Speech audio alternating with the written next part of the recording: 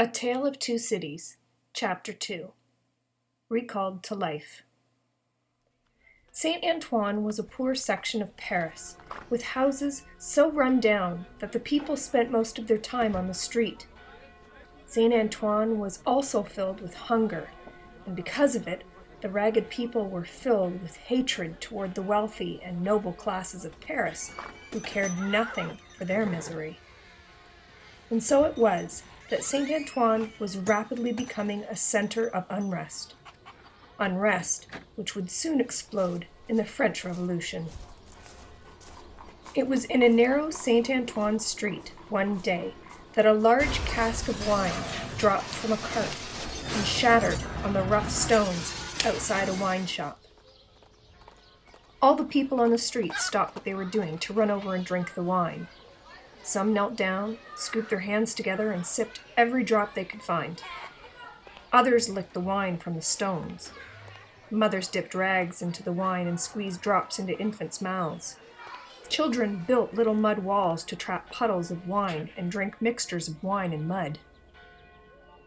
The wine stains left the street looking blood-stained, and indeed, it wouldn't be long before blood would flow in these very streets.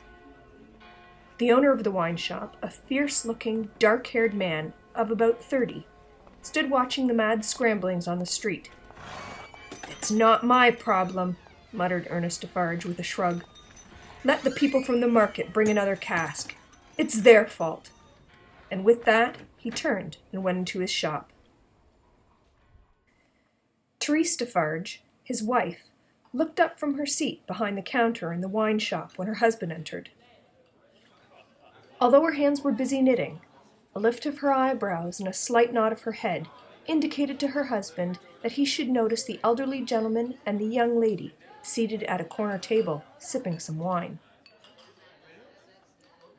Jarvis Lorry and Lucy Manette had also noticed Ernest Defarge when he entered the shop, and with a nod of his head, Mr. Lorry told Lucy, "This is our man." Monsieur Defarge pretended not to notice the elderly gentleman and the young lady as he went behind the counter to serve a customer. Madame Defarge coughed and raised her eyebrows even higher, never losing a stitch in her knitting. As soon as the customer had left the shop, Mr. Lorry went up to the counter and spoke softly with Monsieur Defarge. After they had exchanged a few whispered words, Defarge nodded and headed for the door. Mr. Lorry beckoned to Lucy to follow them out of the shop. Although Madame Defarge continued to knit, her eyes followed her husband and his two visitors out the door. Defarge led Mr. Lorry and Lucy toward a narrow, winding, tiled staircase off a garbage-filled dark courtyard, which was surrounded by high, rotting buildings. "Is he alone?" whispered Mr. Lorry. "Of course. He's always alone," snapped Defarge.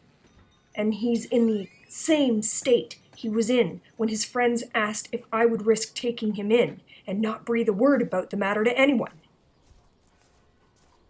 They climbed the stairs, and when they reached the closed door at the top, Defarge inserted a key in the lock.